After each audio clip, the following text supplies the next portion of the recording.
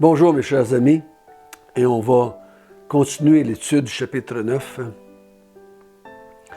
Et nous allons voir un texte qui est bien connu dans la Bible, c'est ce qu'on appelle aujourd'hui la transfiguration. Donc Jésus va nous laisser voir qui il est d'une façon très spéciale. L'apôtre Pierre avait connu Jésus pendant plusieurs années, quelques années, 2-3 ans, je dirais. Et là, il va le voir d'une façon très, très spéciale.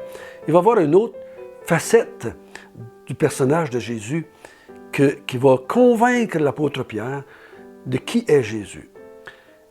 Il va tellement être frappé que quand Pierre va écrire 30 ans plus tard, quand il va écrire son épître, il va parler de ce moment-là de sa vie sur la montagne, le jour de la transfiguration de Jésus. Nous allons prier ensemble, si vous voulez bien. Notre bon Père du ciel, merci que tu nous montres ce matin ce personnage de Jésus, ton envoyé, le Christ de Dieu. Tu vas nous laisser voir pendant quelques instants qui il est vraiment. Montre-nous. Et ce que nous allons voir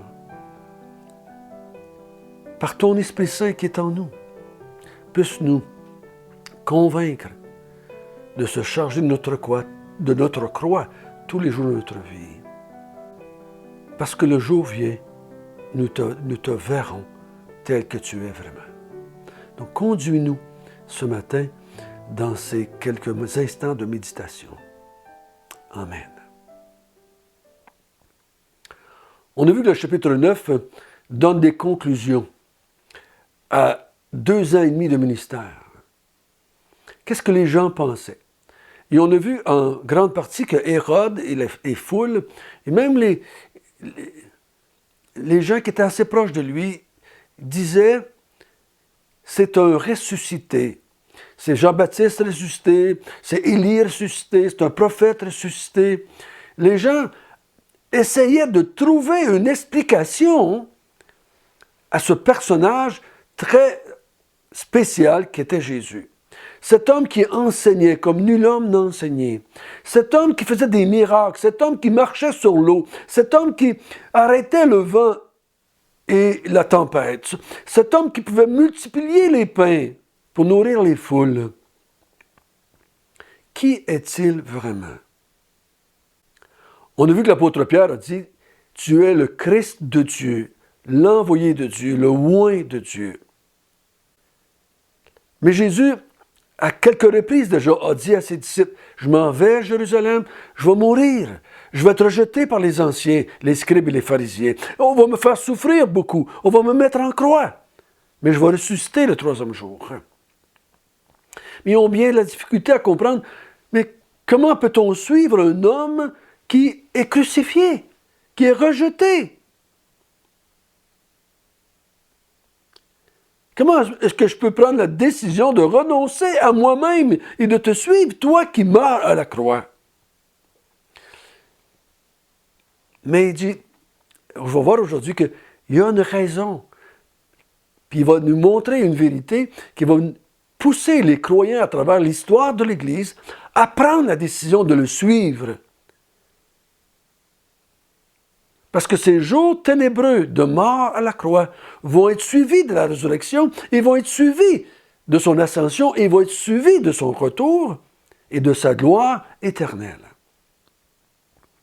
C'est ce qu'on a vu à la fin de notre vidéo hier, au verset 27. « Je vous le dis, quelques-uns qui sont ici ne mourront point sans avoir vu le royaume de Dieu. » Et là, le verset 28 vient, et nous allons le lire jusqu'au verset 36. Environ 8 jours après qu'il eut dit ces paroles, Jésus prit avec lui Pierre, Jean et Jacques, et il monta sur la montagne pour prier. Pendant qu'il priait, l'aspect de son visage changea, et son vêtement devint d'une éclatante blancheur. Et voici, 2 hommes s'entretenaient avec lui. C'étaient Moïse et Élie, qui, apparaissant dans la gloire, parlaient de son départ qu'il allait accomplir à Jérusalem. Pierre et ses compagnons étaient appesantis par le sommeil. Mais, s'étant tenus éveillés, ils virent la gloire de Jésus et les 2 hommes qui étaient avec lui. Au moment où ces hommes se séparaient de Jésus, Pierre lui dit, « Maître, il est bon que nous soyons ici.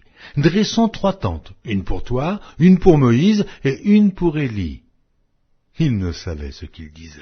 Comme il parlait ainsi, une nuée vint les couvrir, et les disciples furent saisis de frayeur en les voyant entrer dans la nuée. Et de la nuée sortit une voix qui dit, « Celui-ci est mon fils élu, écoutez-le. » Quand la voix se fit entendre, Jésus se trouva seul. Et les disciples gardèrent le silence, et ils ne racontèrent à personne en ce temps-là rien de ce qu'ils avaient vu. Donc cet événement-là dans la vie des disciples va avoir une grande importance. Parce que les jours, les mois qui s'en viennent vont être très ténébreux. Ils ont commencé à suivre Jésus avec une grande excitation. Le Messie était arrivé. Le royaume de Dieu était pour être mis en place. Et dans les mois qui vont venir, tout ça va être fortement ébranlé par la mort de leur Messie sur une croix. Mais ce petit événement-là va leur rappeler, oui, je meurs, oui, je suis rejeté, mais un jour le Fils de l'homme va revenir dans sa gloire, avec le Père et avec ses anges. Donc, il y a plusieurs interprétations de ce texte. Est-ce que c'est de cela que Jésus parlait au verset 27 quand il dit « Quelques-uns qui sont ici ne mourront point sans avoir vu le royaume de Dieu. » Bon, il y a différentes interprétations. Je ne vais pas prendre le temps de toutes les énumérer, mais je vais vous partager ce que je pense être la meilleure compréhension. Si vous voulez savoir d'autres interprétations, lisez les commentaires, écoutez d'autres enseignants sur ce texte-là. 8 jours après qu'il eut dit ces paroles, de quelles paroles parle-t-il ici? Les paroles du verset 27. 8 jours après avoir dit cela, Jésus prit Pierre, Jean et Jacques, et il monta sur la montagne pour prier. Donc, quelques-uns, Pierre, Jean et Jacques, les quelques-uns du verset 27, qui sont là, qui ne mourront point sans avoir vu le royaume de Dieu, la gloire du royaume de Dieu. Le mot, il faut faire toujours attention que le royaume de Dieu, ce n'est pas un endroit, premièrement. C'est une relation entre Dieu et son peuple. C'est ça, un royaume. Un roi avec son peuple. Il dit, vous allez voir le royaume de Dieu. À quoi ça ressemble, le royaume de Dieu? Et il prend 3 personnages qui ne vont pas mourir, mais qui vont voir le royaume de Dieu. Un aspect du royaume de Dieu. Et pendant que Jésus priait sur la montagne, on l'a vu ensemble, hein, sa prière démontre son humanité. Il priait, et pendant qu'il priait, son corps, son être extérieur change. Il dit, l'aspect de son visage changea.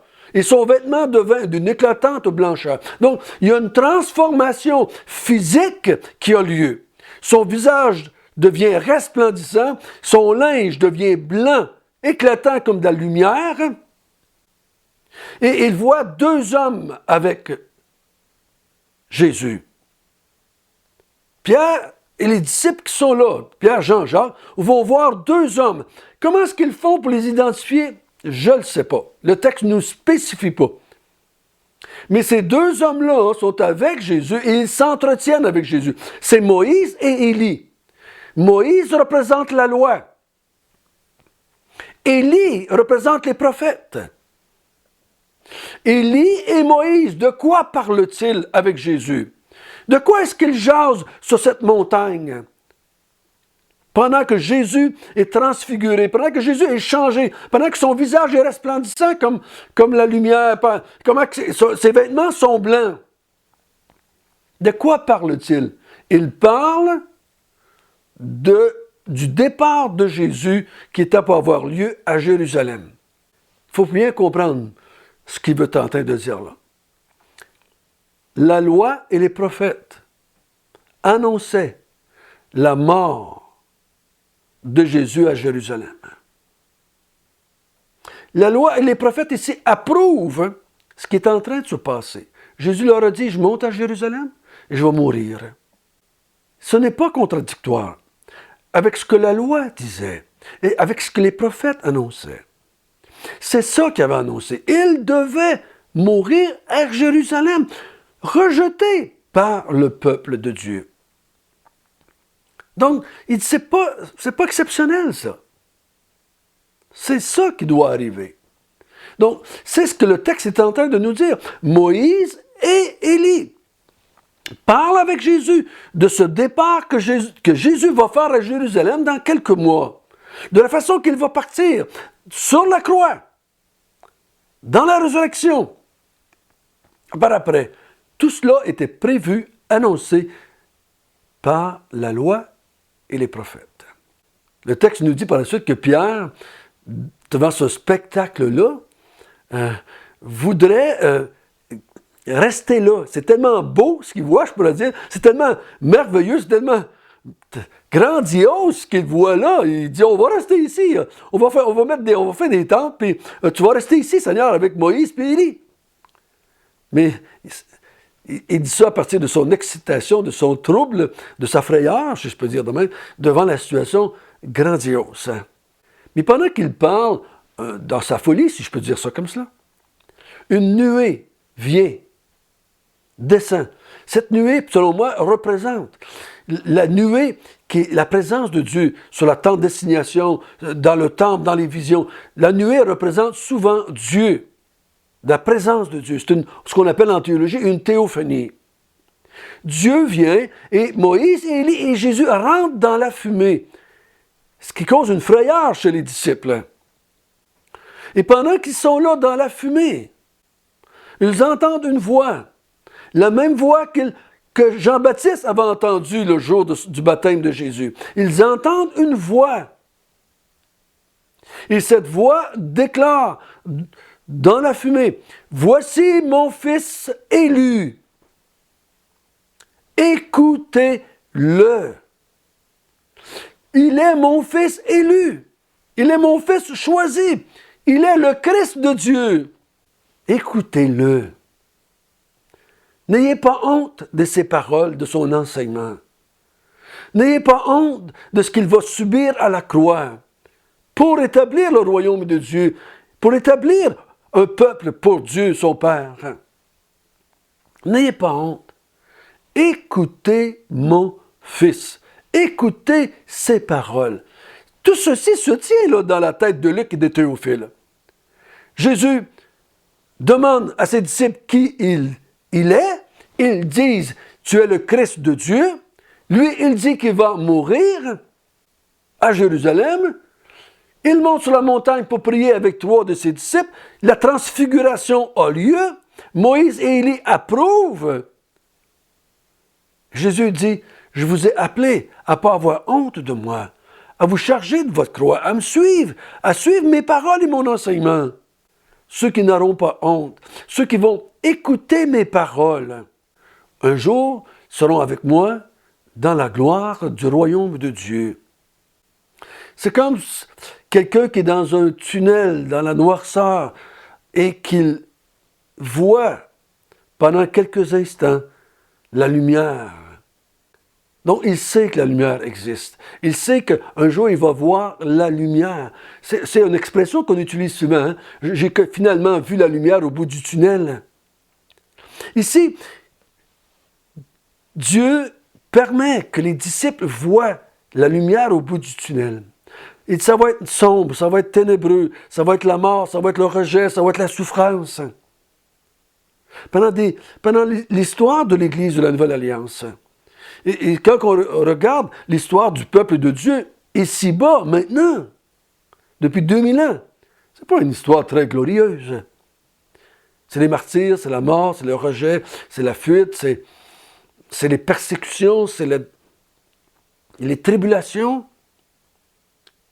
Et je crois personnellement que ce n'est pas terminé, ça va aller en augmentant jusqu'à la fin, jusqu'à temps qu'il revienne nous chercher. Qui est cet homme qui se tient avec Moïse et Élie? C'est mon fils élu. C'est celui que j'ai envoyé. C'est celui que j'avais annoncé à David. Et le texte termine en disant, les disciples ne parlèrent point de cela, de ce qu'il avait vu et entendu, jusqu'à temps que Jésus soit parti. Quand Jésus était parti, ils vont en parler. Pierre en parle, comme j'ai dit tout à l'heure, dans son épître. Ils vont le dire. Ils vont le dire, Luc le sait maintenant. Luc va avoir parlé avec les témoins oculaires. Il va avoir parlé avec Pierre, Jean et Jacques. Il va savoir qu'est-ce qui s'est passé, qu'est-ce qui s'est dit là. Qu'est-ce qu'ils ont vu sur cette montagne, cette journée spéciale dans leur vie. Qu'est-ce que vous avez vu, Pierre? Qu'est-ce que vous avez vu, Jean et Jacques?